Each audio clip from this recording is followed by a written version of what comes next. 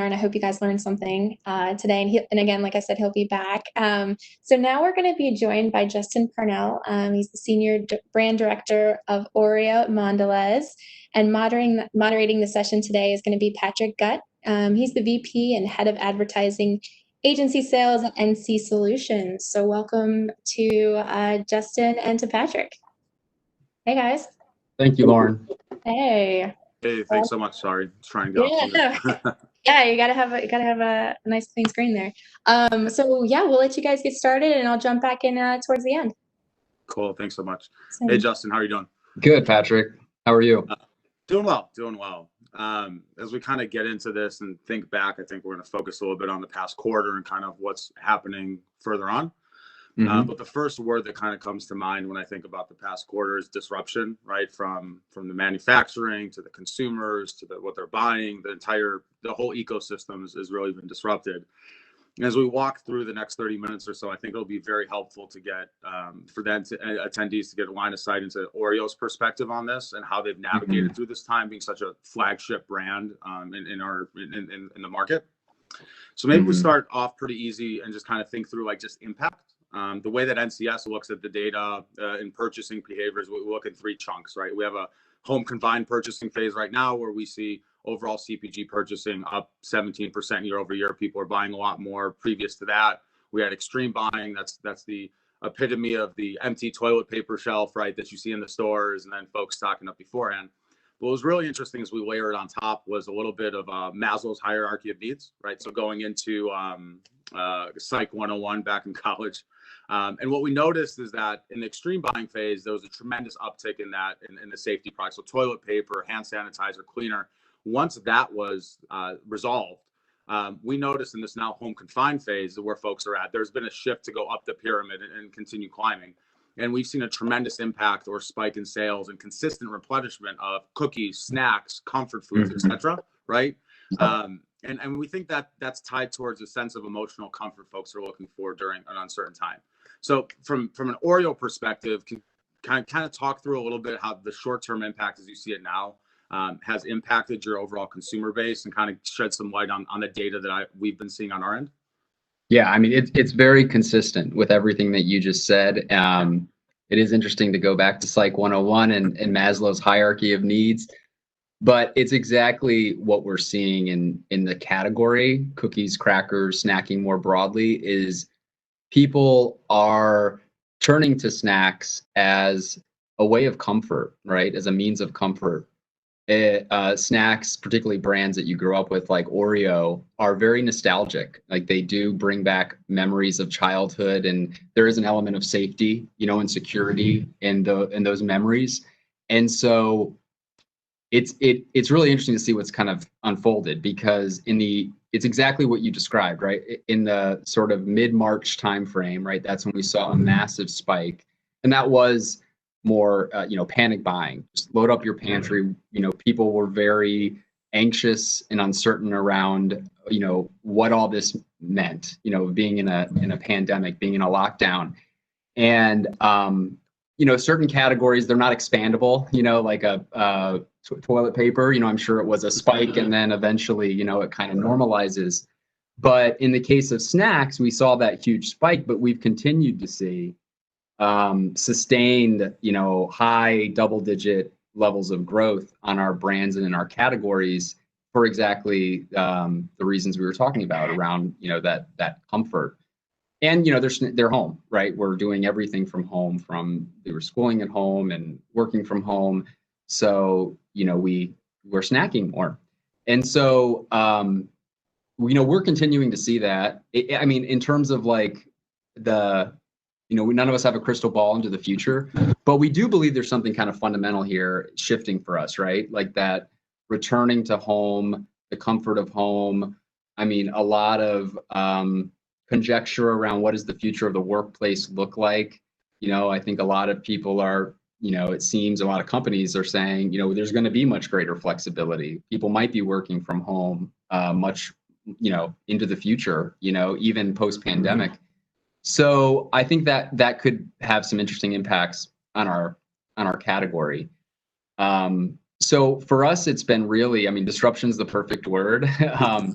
It's really every facet of our business, right? From operations, like how do we respond to this, unprecedented demand? And that's, we reacted very fast. We prioritized our production on our fastest moving items. We, staffed up in terms of our sales force.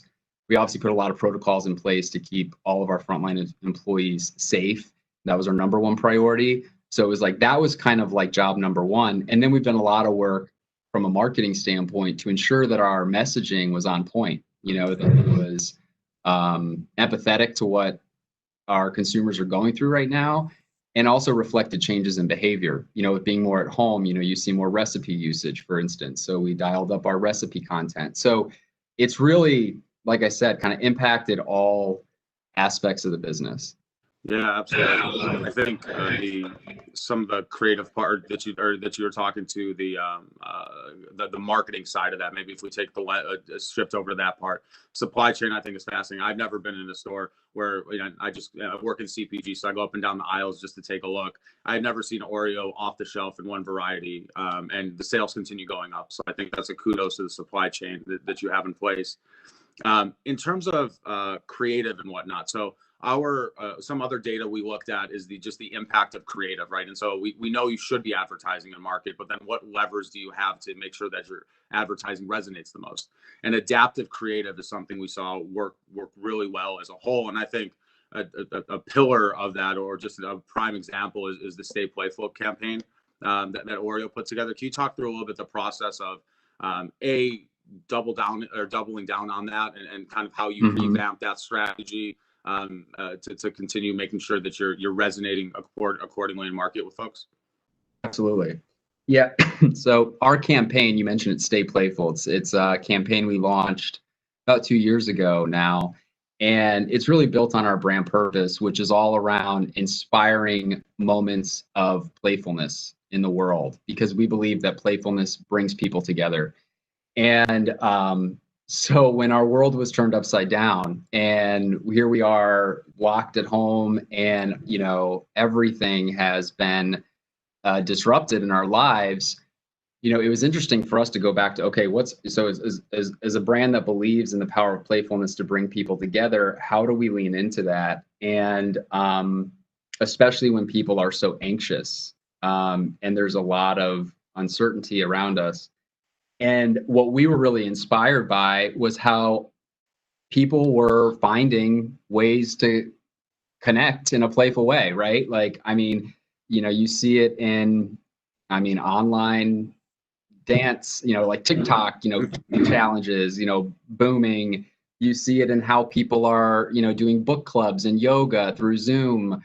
So it was really kind of inspiring to us to see how people were finding ways through technology and other means to keep that playful spirit alive while being at home. And so we really leaned into that. Actually, within 2 weeks of us personally being in lockdown, we had new creative on air, Stay Home, Stay Playful. It sort of followed a lot of the things that worked so well about the Oreo campaign, which is a music-based campaign. We had a really fun, uplifting rap song that we played it to.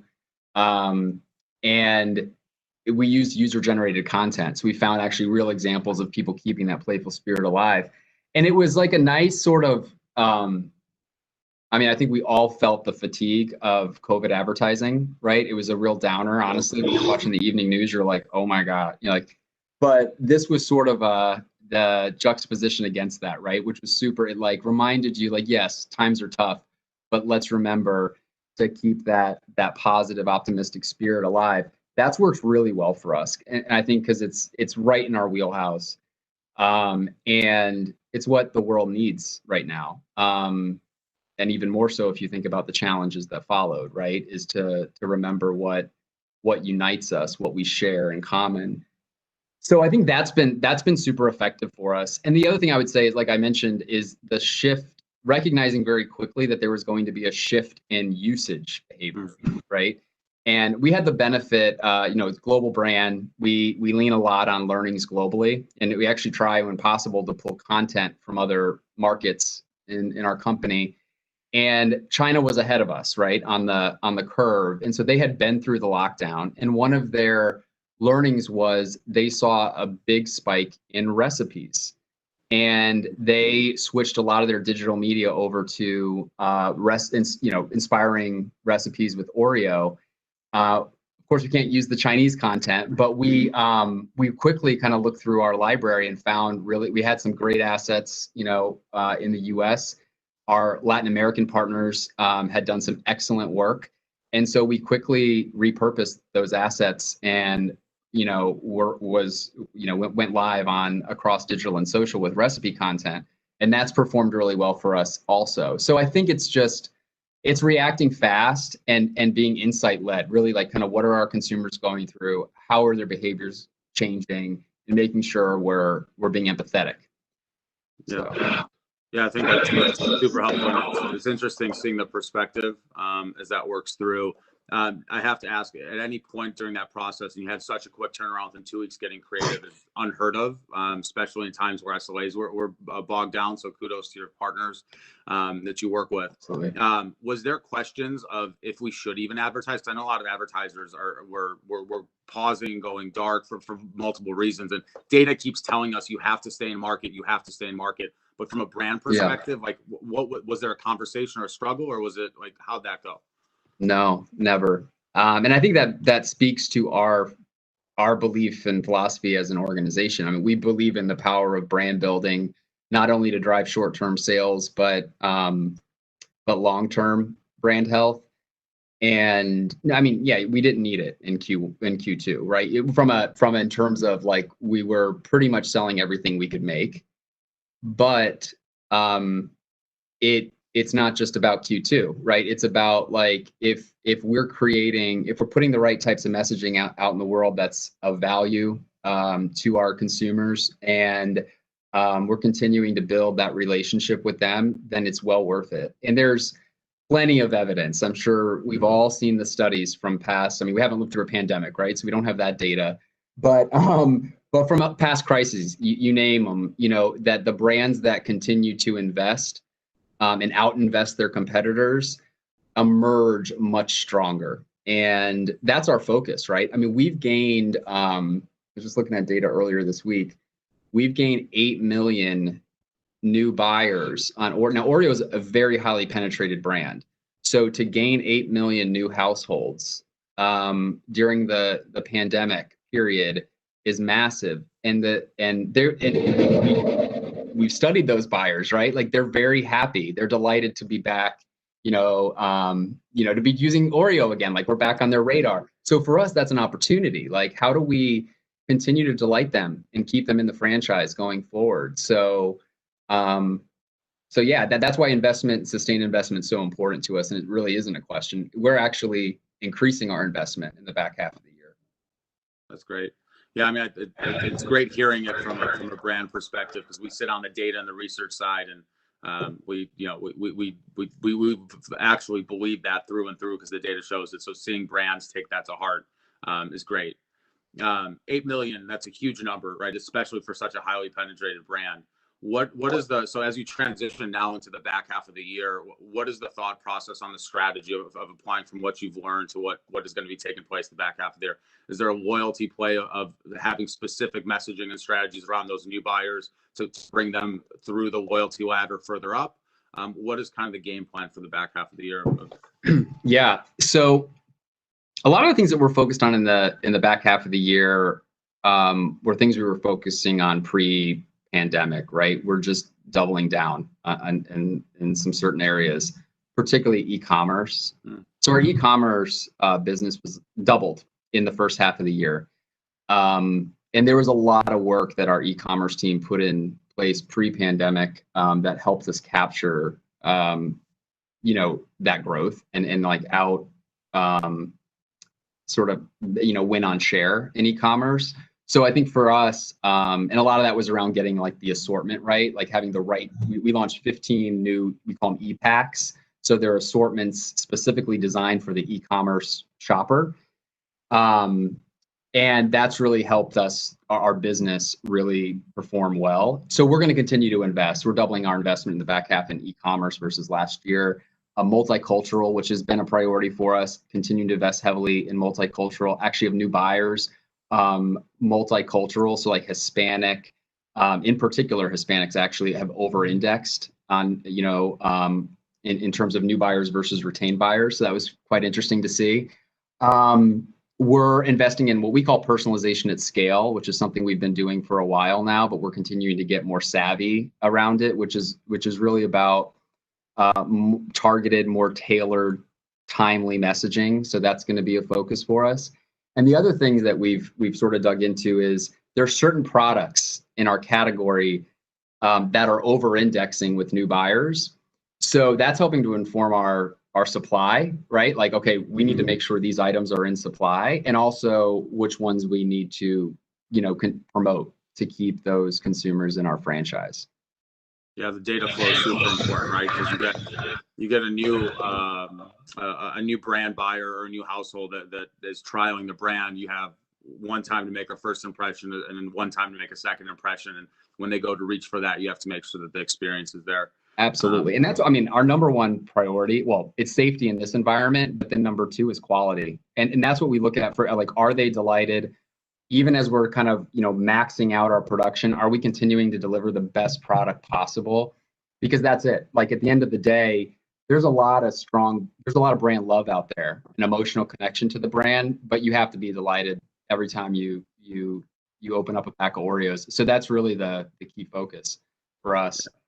Yeah, so that actually takes me to an interesting question or point in terms of how you're evaluating success. I know a lot of our clients in market are shifting the way they evaluate performance because, you do historical mixes, that doesn't work with the disruption that was there. Viewability has kind of been questioned now a little bit in terms of what impact that has to actual sales, and you're looking to drive sales. So can you talk through a little bit like the metrics that Oreo uses specifically, both on a top and a lower funnel, and how you balance those? And if that's changed at all post-COVID now, or where we are in this home confined phase as opposed to prior? Absolutely. There's several important metrics. The number one metric is market share. So very focused on driving market share growth. Then we look closely at social KPIs. So level of conversation, sentiment of conversation is actually very important for us as a metric for brand health. Earned media impressions is important because that speaks to like what we're putting out in the world, our consumers and media talking about it, and that's a key driver of our overall ROI. And then we do marketing mix. We've gotten much more savvy about how we speed up the time, or shorten the timeline to get insights faster.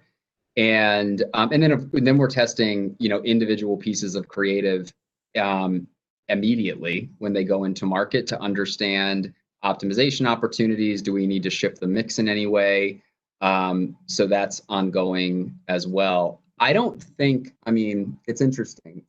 With the pandemic, I don't think there's been really a big change for us in which KPIs we're looking at. I think they're still all valid, and I think it's the lens to which you look through them. Is it short term? Is it conversion based? So of course, our e-commerce, we look very closely at conversion metrics, versus if it's the stay home, stay playful ad, you're looking a lot more at breakthrough, branding, brand affinity, brand love, those things that are building long-term health. And so it's very much dependent on the objective and the asset we're talking about. Yeah, I think that makes sense. Is another piece. So we talked about the who to target. We talked about how you're talking to them creative wise. Our data shows that media consumption is through the roof. Right, we're home confined. We're heading in towards a recession. The market might not know it yet, right? But the dollars are getting a little tighter. Discretionary income. Folks will be staying more at home. Social, mobile, connected TV, all the linear TVs. This consumption is going up. What's your take been on making sure that you're finding the right consumer on the right channel with the right creative? Has your media mix shifted in terms of where your dollars go? Or can you talk through that a little bit? There's been, I mean, in general, our mix was in a pretty good place, right? I mean, so we continue to have pretty significant buy in TV, and if anything, with the viewership increases, that's paying off well for us. In digital, it's a similar strategy. So like I mentioned, personalization at scale. So we target consumers based on specific interests or behaviors related to the brand. So are you more of a recipe maker? Are you more health conscious? Are you into, sports and entertainment versus something else? So we tailor our creative by consumer cohort or affinity group, as we call them. And I think more than anything for us, it's been about making sure the creative is appropriate during this time frame, right? That's what's been key. And so, but I haven't seen there haven't been any major shifts. I mean, we leaned in pretty heavily to how consumers are entertaining themselves at home. So that did inform some shifts in our creative. And so for instance, we did with Save the Children, we did the TikTok challenge, the Oreo Cookie for a Cause challenge, where it was really fun. I mean, basically, if you move a cookie from your forehead to your mouth, it's kind of like a how fast can you do that sort of thing. And then we donated based on level of participation to Save the Children. That was a real hit in this environment. So there's been some like shifts like that. We're kind of like going where the consumer's going. But in general, I would say we had a very strong mix that was right for this environment. Yeah, no, that's great. It's, a lot of themes that I'm getting are a consistent theme that as we're going through this process of Oreo's perspective and how you dissected everything and the strategies, it's very much customer centric, right? So we talked about Maslow, Psych 101. Now maybe we'll go Marketing 101, right? Come back to college where the across the 4 Ps, the consumer's got to be in the middle of that. Has that always been as easy to come by as it is now, or do you think the pandemic has kind of reshifted the focus a little bit to be, hey, we really need to double down and understand our consumer more than we have in the past? I'm blessed to work in an organization that we're hardwired to put consumer first across everything, right? Like we're in a supply chain conversation, we're talking about consumer, and it might be all about the quality, but we're talking about the consumer. And even with sales, we're talking about consumer, but through a shopper lens, right? So it's a part of our just how we approach everything, which is great. What I would say it's required though is more than ever to be on the pulse of the consumer, like literally day in and day out. I mean, we were when we were putting the Stay Home, Stay Playful out in the market, we were looking at consumer sentiment weekly and seeing how it was changing to understand because there was a risk of does it seem, well, we didn't want to seem like that we weren't taking it seriously or that there was almost too much levity in it. So you wanted to make sure it was resonating the right way. So we were tracking very closely kind of how that is sort of aligns with kind of how consumers are thinking and feeling. It should make you feel better. It shouldn't make you put you in a position where it frustrates you, right? Because when we recognize that there was a lot of people are going through really hard times. They're being furloughed. Their family members are sick. God forbid, our consumers, there's certain ones that have been sick. So it's really we've had to be much more on the pulse. And actually, our global analytics team, insights and analytics team, it was impressive. It started in March. They put in place weekly surveys across all of our major markets, and we're able to look at consumer perception, sentiment, usage behavior, outlook, so we could start getting kind of foresight into where things were going to go into the future, how consumers were thinking about it. And that was incredibly helpful for us to just make sure we were keeping our pulse on the consumer sentiment. Got it. And it sounds like basically as we're walking through and the pandemic kind of kicked off, it sounds like the infrastructure of Mondelez as all international as a whole was there, right? And this just allowed that to the wheel to spin a little bit faster, right? And understand, prioritize a little bit. I think the other thing too is what's we talked about the Stay Home, Stay Playful happening in 2 weeks, and that was work from our agency, the Martin Agency. Really brilliant work. It's required us as a team, right, client and agency, to be very decisive. Be like, this is, like, we're not going to concept 50 different ideas, right? It's like, this is our position. This is, like, off to the races. My job is to just break down barriers so we're not caught up in bureaucracy or, many layers of approvals. Like, we got to, like, speed is of the essence. And I think that's been really important, because you can have the best insight and pulse on kind of how consumers are feeling, how their usage behaviors are changing. But if you don't have the ways of working and the procedures in place to move fast, then it's not really an advantage. So I think that's been really important for us is react. We have to react quickly. And it's hard in this kind of environment where, we've seen major crises one after another, right? Like, it's very difficult, and it really challenges us. but I think we're doing pretty well. I'm proud of the team. Yeah. This year is one for the books. Every month there's something else. I think the only thing that hasn't phased this industry has been the murder hornet flock that ended up not taken, or not Thank goodness. fruition, but we're okay with that. Yeah, right. A couple questions that actually just came through from the audience, so I'm going to read these through to you. For the first one, what do you see as the biggest future challenge to retail or e-com? And on the other side, the biggest opportunity?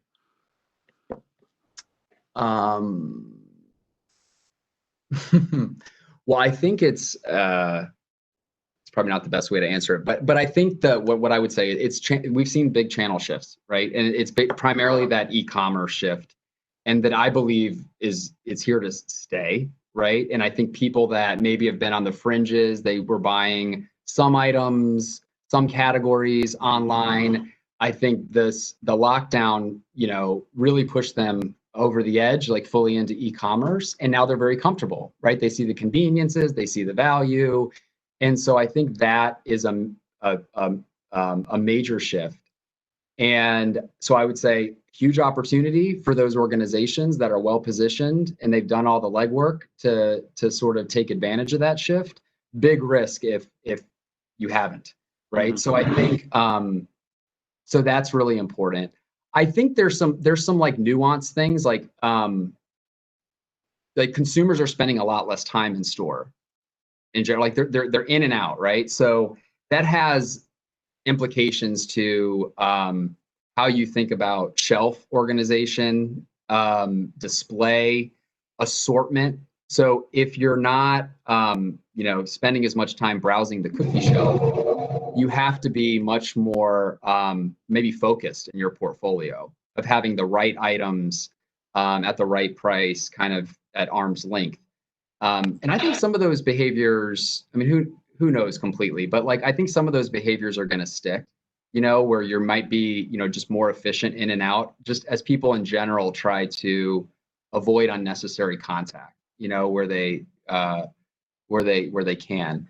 So there's some specific things like that around just kind of like shopper insight that we have to think through. But I think the massive one coming out of this is that e-commerce.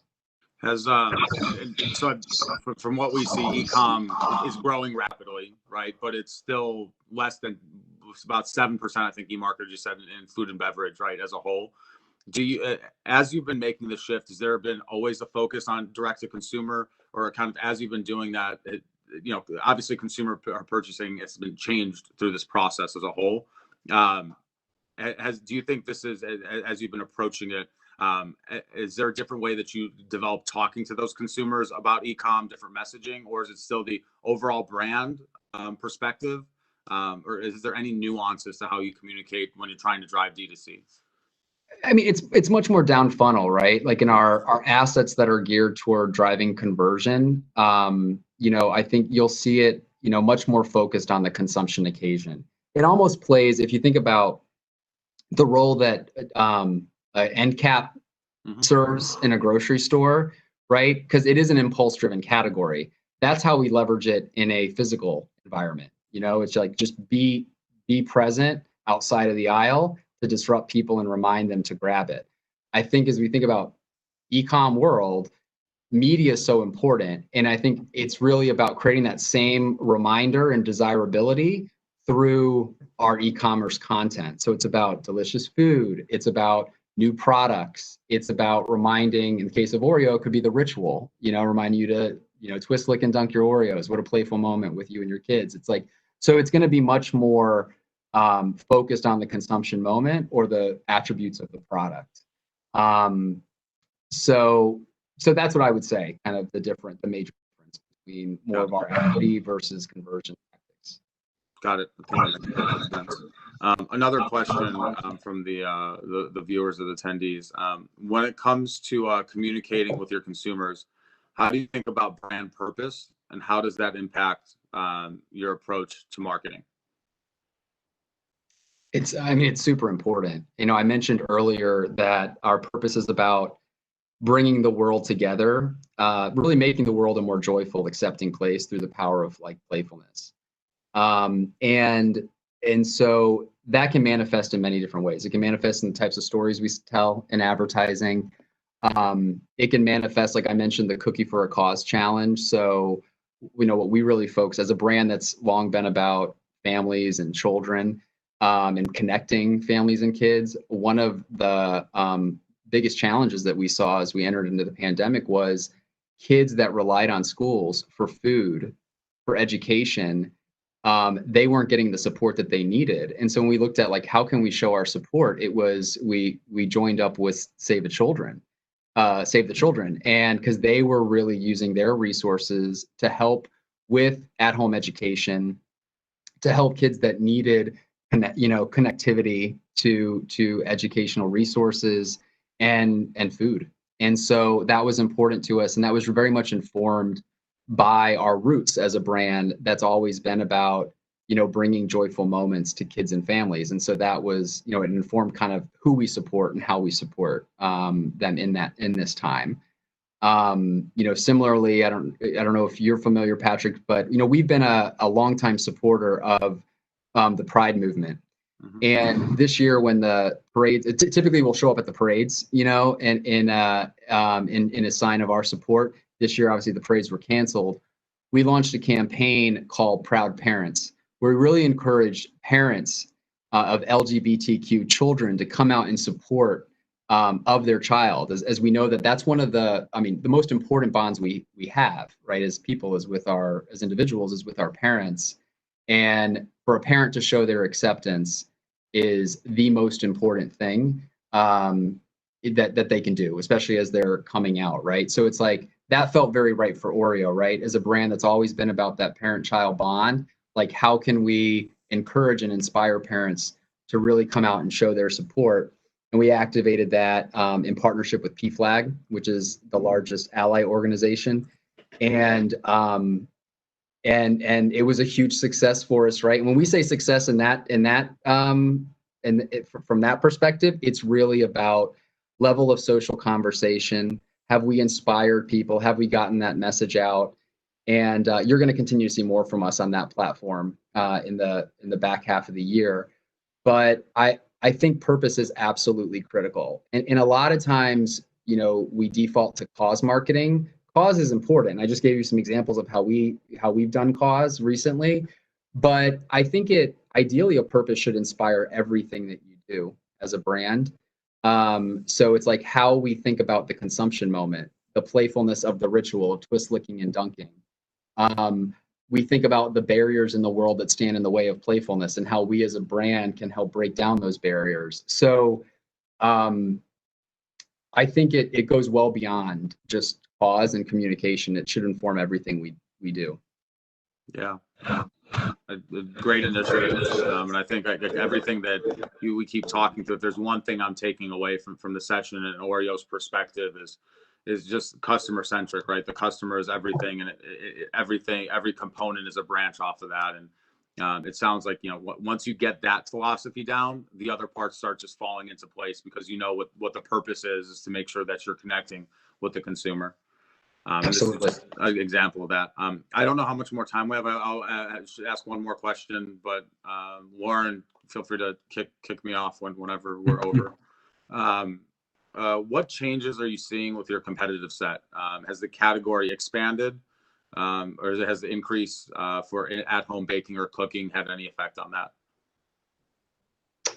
So I would say it has expanded. Like if you just think at a macro sense, like total snacking, sweet snacking, let's say, it's absolutely expanded. I mean, and if you think about categories like bars, right? Like with the entrance of Kind bars and all the different players that followed. Within cookies, there's been growth among premium cookies. We actually, Mondelez, the parent company of Oreo, acquired Tate's. So it kind of, Tate's has that local artisan kind of bake shop, feel great product. And so that was an opportunity for us to enter that segment of the market. And you just see, like, I mean, if you just look at all the innovation that's coming out in the chocolate candy categories, it's very dynamic.